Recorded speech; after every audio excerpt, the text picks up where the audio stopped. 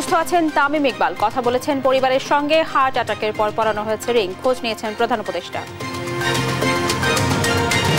সেনাবাহিনীকে জনগণের মুখোমুখি দাঁড় করানোর চেষ্টা চলছে, অভিযোগ তারেক রহমানের।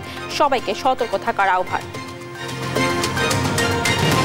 জুলাই আগস্ট মামলার অগ্রগতিতে ট্রাইব্যুনালের অসন্তোষ, জনবল বাড়ানোর তাগিদ, দ্রুত বিচার দাবিতে আহতদের বিক্ষোভ। নাবিল গ্রুপের চেয়ারম্যান ও পরিবারের 24 স্থাপর সম্পত্তি ক্রয়ের নির্দেশ। চেক জালিয়াতি মামলায় জব্দ ক্রিকেটার সাকিবের সম্পদ। ঈদ ঘনিয়ে আসায় ফুটপাতেও জমে উঠেছে ঈদ কেনাকাটা। নিম্ন থেকে মধ্যবিত্তের ভরসা ফুটপাত, বাড়তি দামের অভিযোগ। এবং সাগর পথে ফেরির চুকে বাংলাদেশ, চট্টগ্রাম সন্দ্বীপ রুটে ফেরি চলাচল উদ্বোধন। নিরসনের পথে চলছে দীর্ঘদিনের দুর্ভোগ।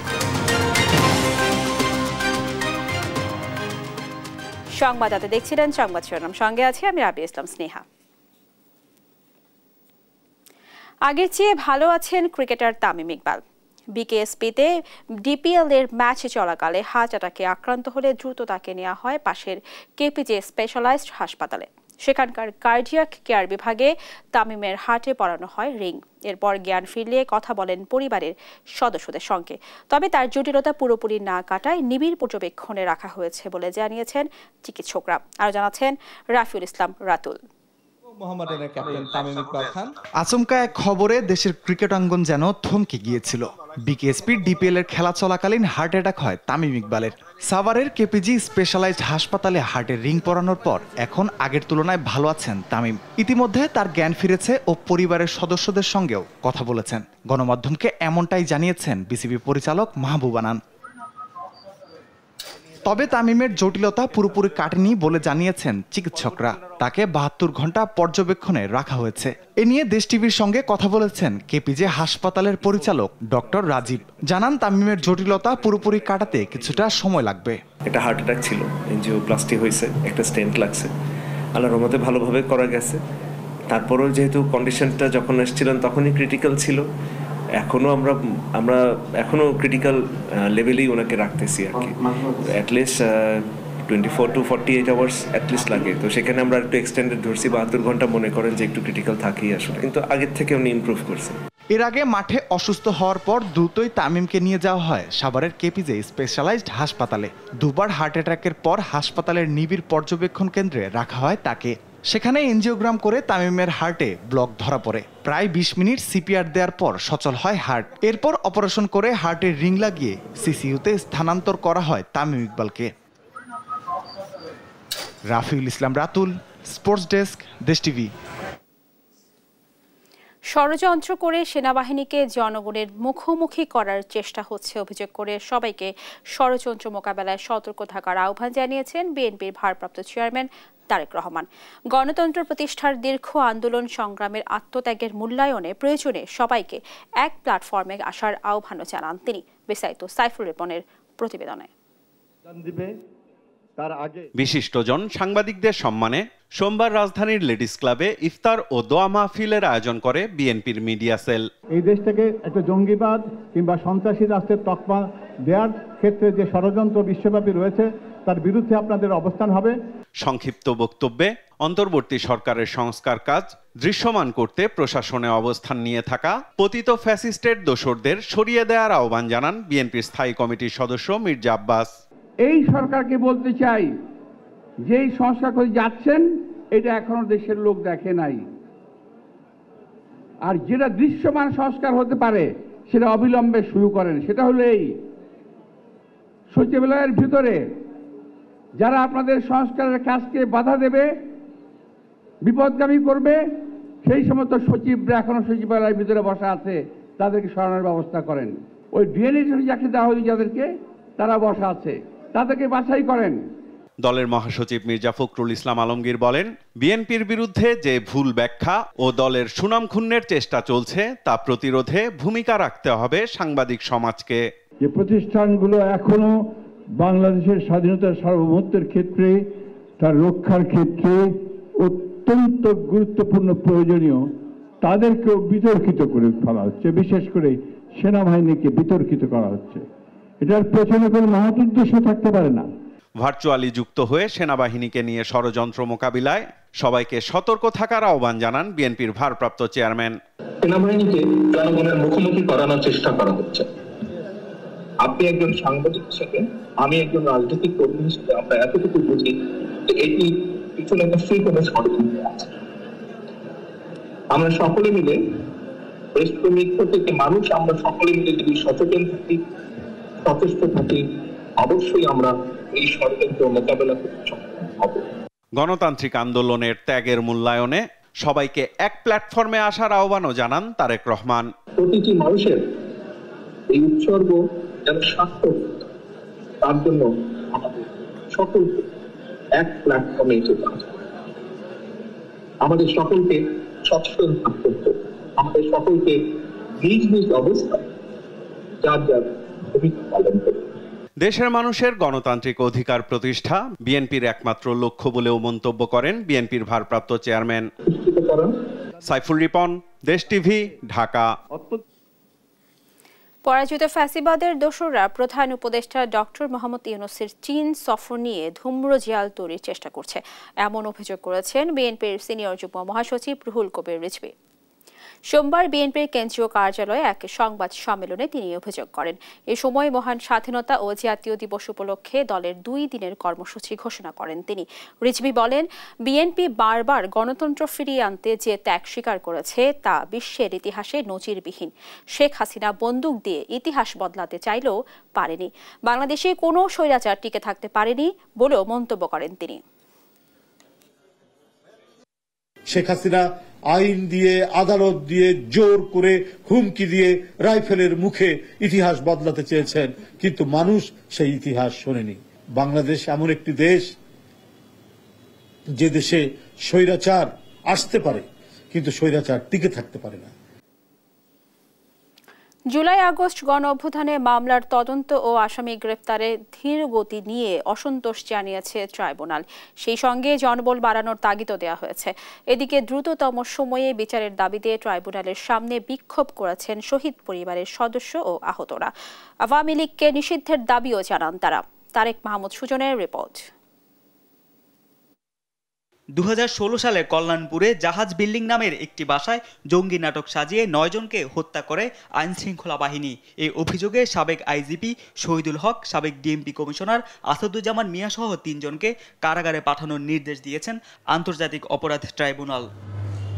সেই সঙ্গে রামপুরায় কার্নিশে ঝুলন্ত যুবককে দফায় দফায় গুলির ঘটনায় তদন্ত প্রতিবেদন 1 মাস ও মিরপুরে আরেকটি হত্যা মামলার তদন্ত প্রতিবেদন 3 মাসের মধ্যে দাখিলের নির্দেশ দেন আদালত।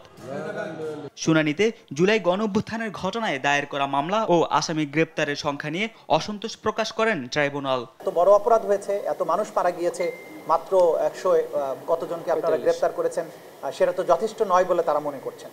ক্রস ফায়ারের নামে যে বিচার বহির্ভূত হত্যাকাণ্ডগুলো চালু ছিল, সেখান থেকে তারা সমালোচনার মুখে এক ধাপ সরে এসে বিভিন্ন বাড়িতে লোকদেরকে আটকে রেখে হত্যা করে তারা জঙ্গি সেখানে জড়ো হয়েছিল এই মর্মে তারা প্রচার করে, এবং এই ধরনের অনেকগুলো ঘটনার সাক্ষ্য প্রমাণ এই তদন্ত সংস্থা হাতে এসেছে। এই আইজিপি শহীদুল হক সহ আসাদুজ্জামান মিয়া তারা নিজেরা সেখানে ঘটনাস্থলে উপস্থিত ছিলেন। তাদের নির্দেশনায়, পরিকল্পনায় এই জঘন্যতম হত্যাকাণ্ডটি বাস্তবায়ন হয়। এদিকে জুলাই গণহত্যার দ্রুত বিচারের দাবিতে আন্তর্জাতিক অপরাধ ট্রাইব্যুনালের সামনে বিক্ষোভ করেছেন শহীদ পরিবারের সদস্য ও গণঅভ্যুত্থানের আহতরা। একই সঙ্গে আওয়ামী লীগকে নিষিদ্ধের দাবিও জানান তারা। গণহত্যাকারী এই দলকে অবশ্যই দেশ থেকে নিষিদ্ধ করতে হবে। বিচার নামে যে রঙ্গমঞ্চ তৈরি করা হয়েছে ট্রাইব্যুনালে, সেখানে কাকে ফাঁসি দিবে আসামি যদি গ্রেফতার না করে? আজ আমি পটাপটাই করতেছি, আমার সোনার বিচার চাই আমি। এই সময় বিচারের কাজ দ্রুতগতিতে করার আশ্বাস জানিয়েছেন প্রসিকিউটর গাজী এম.এইচ. তামিম। একটা কোর্টে এই 4 মাসে 150 জনের বিচার হচ্ছে, কিন্তু 150 জনের বিচার করলে হবে? যেখানে শহীদই হলো 1400, শহীদ 1400 হলে তো 14,000 আসামি হওয়া উচিত। 14,000 আসামি হওয়া উচিত শুধু শহীদদের জন্য, আর 20,000 আহত হলে 2 লাখ আসামি হওয়া উচিত। 1,500-এরও বেশি মানুষকে হত্যার সাথে জড়িতদের দ্রুত সময়ে বিচার করার তাগিদ জানান শহীদ পরিবারের সদস্যরা। তারেক মাহমুদ সুজন, দেশ টিভি, ঢাকা। এদিকে যাত্রাবাড়ী থানার হত্যা মামলায় সাবেক আইসিটি প্রতিমন্ত্রী জুনায়েদ আহমেদ পলকের ফের 4 দিনের রিমান্ড মঞ্জুর করেছেন আদালত। বৈষম্য বিরোধী আন্দোলনে যাত্রাবাড়ী থানার ওবায়দুল হত্যা মামলায় তাকে রিমান্ডের আবেদন জানায় রাষ্ট্রপক্ষ। শুনানি শেষে তাকে 4 দিনের রিমান্ডে দেন ঢাকার মেট্রোপলিটন ম্যাজিস্ট্রেট GM ফারহান ইশতিয়াকের আদালত। এছাড়া আলাদা হত্যা মামলায় সাবেক মন্ত্রী কামরুল ইসলাম, পলক, কামাল আহমেদ মজুমদার, সাবেক মেয়র আতিকুল ইসলামকে নতুন মামলায় গ্রেফতার দেখানো হয়েছে। নাবিল গ্রুপের চেয়ারম্যান আমিনুল ইসলাম ও তার পরিবারের সদস্যদের 24 স্থাবর সম্পত্তি জব্দের আদেশ দিয়েছে আদালত। দুর্নীতি দমন কমিশনের আবেদনের পরিপ্রেক্ষিতে সোমবার ঢাকার মহানগর সিনিয়র স্পেশাল জজ জাকির হোসেন গালিবের আদালত এই আদেশ দেন।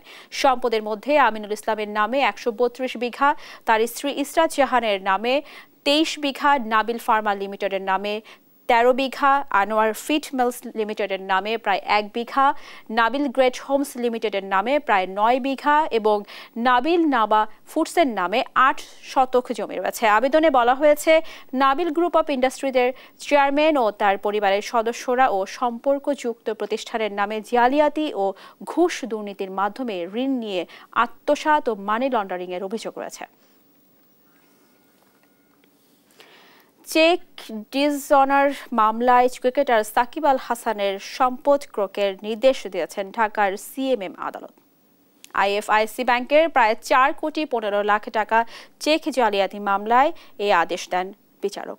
গেল বছরের 15 ডিসেম্বর সাকিব ও তার অ্যাগ্রো ফার্মের কর্মকর্তা সহ 4 জনকে আসামি করে মামলা করে প্রতিষ্ঠানটি। পরে 18 ডিসেম্বর জারি করা সামনে আদালতের হাজির না হওয়ায় 19 জানুয়ারি আসামিদের বিরুদ্ধে গ্রেফতারি পরোয়ানা জারি করেন আদালত। বাদীপক্ষের আইনজীবী জানান, বিচারিক ধারাবাহিকতায় সোমবার এই আদেশ দেন বিচারক। এজাহারে বলা হয়েছে, সাকিব অ্যাগ্রো ফার্মের ঋণের বিপরীতে 2টি চেক দিয়েছিলেন ব্যাংকে। ঋণ শোধ না করায় টাকা উত্তোলন করতে গিয়ে দেখা যায় তার অ্যাকাউন্টসে পর্যাপ্ত টাকা নেই। নেগোশিয়েবল ইনস্ট্রুমেন্ট একটা যে মামলা হয়েছে সেটার প্রেক্ষিতে বিভিন্ন স্টেপ ওনাকে বিরুদ্ধে প্রথম সমন হয়েছে। সমন হওয়ার পর উনি যখন এপিয়ার করেনি তার পরবর্তীতে ওয়ারেন্ট হয়েছে। এখন ওয়ারেন্টের পরবর্তীতে যার পর উনি যখন আসেননি, এখন বিচারিক কার্যক্রমে যাওয়ার জন্য মামলাটা বদলি হওয়ার জন্য এই স্টেপগুলো পার হতে হবে। ওনার প্রোক্লামেশন অ্যাটাচমেন্ট, ওনার সম্পত্তি প্রকার একটা আদেশ হয়েছে। অন্য সব জায়গার মতো ফুটপাতের দোকানগুলোতেও জমে উঠেছে ঈদ কেনাকাটা। বিলাসবহুল শপিং মলে দাম তুলনামূলক বেশি থাকায় নিম্ন থেকে মধ্যবিত্তের ভরসা এই গুলিস্তানের ফুটপাতের দোকানগুলো। সামর্থ্যের মধ্যে কিনতে পারছেন পছন্দের পণ্য। ফুটপাত ঘুরে কায়েস রাহাতের রিপোর্ট জানাচ্ছেন আলী আক্কাস আকাশ। ঈদ যত কাছে আসছে ততই জমে উঠছে ঈদের কেনাকাটা। কেউ কিনছেন বিলাসবহুল শপিং মলের ব্র্যান্ডের দোকান থেকে, কেউ বা যাচ্ছেন ফুটপাতে। সাধ্য যেমনই হোক, ঈদের আনন্দে সামিল হতে সবারই চাই নতুন পোশাক। তাই ফুটপাতের দোকানগুলোতেও ভিড় করছেন ক্রেতারা। তবে বিক্রেতারা বলছেন, বিগত মৌসুমের তুলনায় এবার ক্রেতা কিছুটা কম। জানালেন, মূলত নিম্ন থেকে মধ্যম আয়ের মানুষেরাই তাদের প্রধান ক্রেতা। ঈদের যে পরিস্থিতি ভাই, কি কমবো ভাই, এই সময় তো ভাই কাস্টমারের জন্য দাঁড়াইতে পারতাম না। আর এই পর্যন্ত আমি সকাল থেকে 8-9 হাজার টাকা বেচছি। গতবারের তুলনায় চেয়ে কম। মানুষ সব একবারে দেবো লেগা, কেনাকাটা পরে করবো, 25 তারিখ ছুটি দিয়ে দিবে এই জন্য। এদিকে ক্রেতারা বলছেন, এসব দোকানে তুলনামূলক কম দামে পছন্দের পোশাক ও অন্যান্য পণ্য পাওয়ায় আসছেন তারা। তবে ঈদ উপলক্ষে এখানেও কিছুটা বাড়তি টাকা গুনতে হচ্ছে তাদের। খুব এখন ভালো না, মার্কেট তো খারাপ, দাম বেশি জিনিসের। একটু বাচ্চার দাম 350 টাকা। মানে আগের তুলনায় ঈদ উপলক্ষে একটু বেশি তো থাকেই, এটা তো বড় মানে হবেই আর কি। বিক্রেতাদের অভিযোগ, ছিনতাইয়ের প্রবণতা বাড়ার কারণে কমেছে তাদের ক্রেতা। তবে শেষ মুহূর্তে বেচাকেনা আরও বাড়ার আশা তাদের। কায়েস রাহাত, দেশ টিভি, ঢাকা।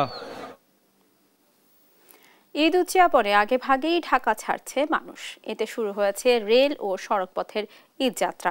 সোমবার ভোর 6টায় ঢাকা রেল স্টেশন থেকে রাজশাহীর উদ্দেশ্যে ছেড়ে যায় ধূমকেতু এক্সপ্রেস।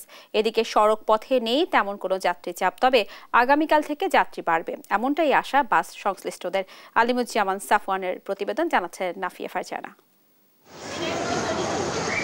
3.5 মাসের শেহজাদকে কোলে নিয়ে ঈদ করতে রাজশাহী যাচ্ছেন মা। শ্বশুর শাশুড়ি ও পরিবারের সঙ্গে আনন্দ ভাগাভাগি করতে আগেভাগেই যাচ্ছেন বাড়িতে। যাত্রাপথের স্বস্তির কথা ভেবে রেলকেই বেছে নিয়েছে শেহজাদের পরিবার। ফ্যামিলির সাথে ঈদ করতে আমরা খুব কমফোর্টেবল ফিল করি, আমাদের খুব ভালো লাগে। আর ট্রেন জার্নিটা অলওয়েজ কমফোর্টেবল, এই কারণে আমরা ট্রেনটাকে ঈদ যাত্রা হিসেবে বেছে নিয়েছি। ঈদযাত্রার প্রথম দিন কমলাপুরে যাত্রীদের ভিড়। নারীর টানে বাড়ি ফিরছেন নানান শ্রেণী পেশার মানুষ। আমি দাদু বাড়িতে ঈদ করব। আগে আসছি মনে করছিলাম যে রাস্তায় মনে হয় জ্যাম পাবো, বাট জ্যাম পাইনি। কর্তৃপক্ষ বলছে কারিগরি ত্রুটি থাকায় দুটি ট্রেনে কিছুটা বিলম্ব হলেও যাত্রীদের কোনো অভিযোগ পাননি। শেষের 3 দিন যাত্রী চাপ বাড়বে বলে ধারণা করা হচ্ছে। আমাদের বিভিন্ন স্তরে চেকিং ব্যবস্থা আছে, যার জন্য যাতে বিনা টিকিটই কোনো ব্যক্তি ট্রেনে উঠতে না পারে সেই ব্যবস্থা আছে। 27, 28, 29 এই 3 দিন সবচেয়ে বেশি যাত্রী সমাগম হতে পারে বলে আমার মনে হচ্ছে। সারা দেশের শিডিউল অনুযায়ী ছাড়ছে 43 জোড়া আন্তনগর ও 25টি কমিউটার ট্রেন। এদিকে ট্রেনের পাশাপাশি সড়ক পথেও শুরু হয়েছে ঈদযাত্রা। তবে এখনো নেই যাত্রী চাপ। সকাল থেকেই রাজধানীর বাস টার্মিনালগুলোতে দেখা যায় প্রতিদিনকার নিয়মিত চিত্র। না, ভাড়া আমাদের রেগুলার ভাড়াই আছে, যাত্রী চাপ আছে মোটামুটি, এখনো কোনো ভোগান্তি নাই, আলহামদুলিল্লাহ সবকিছু ভালো যাচ্ছে। কাল থেকে যাত্রী চাপ কিছুটা বাড়বে, প্রত্যাশা পরিবহন সংশ্লিষ্টদের। নাফিয়া ফারজানা, দেশ টিভি, ঢাকা।